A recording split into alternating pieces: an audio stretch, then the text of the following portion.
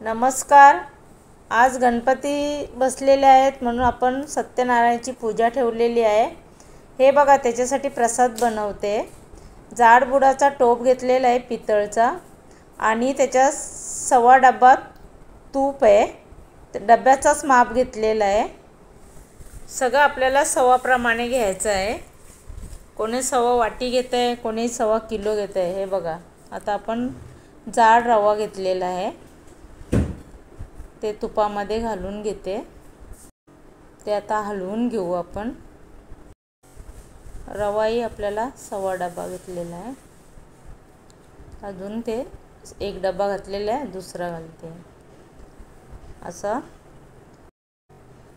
आता हे एकत्र मिक्स करून घेऊया, कारण रवा हा तुपामध्ये छान असा भाजला जातोय। आणि गॅस मी मध्यमच ठेवलेला आहे। आता आपण दूध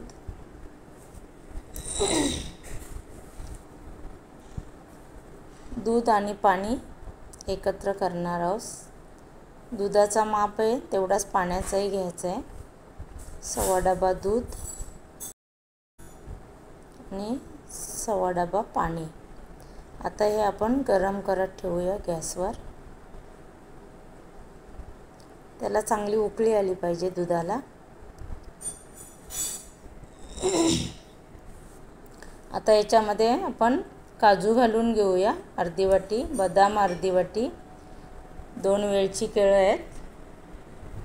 आता हे पूर्ण आपण मिक्स करून घेऊया, कारण केळं आपण अगोदर घालायची तुपामध्ये, कारण का चिकट नाही होत शिरा। आणि आता लगेच आपण हे चांगलं हलवून घेऊया। दूधही घातलेलं आहे।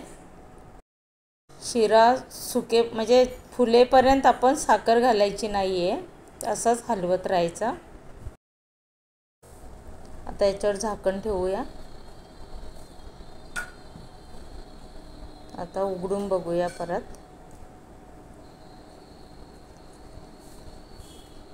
ते हलवतच राहायचं, कारण का तर बुडाला लागलं नाही पाहिजे, नाहीतर मग असं करपलं जातं। त्याच्यामध्ये आपण साखर घालून घेऊया। साखर सुद्धा सव्वा डब्बाच घेतलेला आहे। छान असं फुलत आलेलं आहे।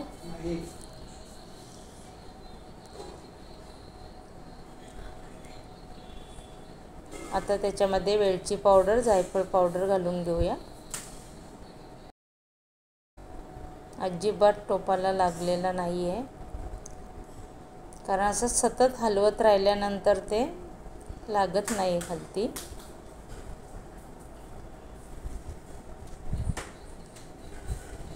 आता त्याच्यावर परत झाकण ठेवूया।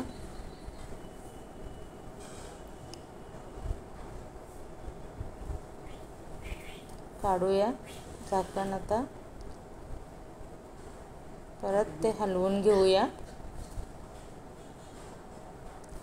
बघा छान असं कसं फुललेलं आहे प्रसाद। जराही कुठे चिकट दिसत नाही आहे। आता याच्यामध्ये एक तुळशीचं पान घालून घेऊया आपण आणि ते मिक्स करूया।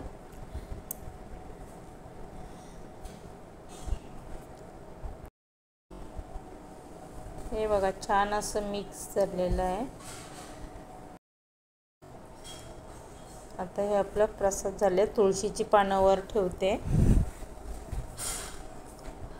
कारण हे आता आपल्याला पूजेच्या ठिकाणी घेऊन जायचे आहे,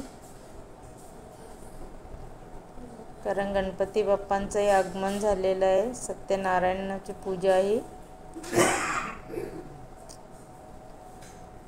थोडं झाकण ठेवून।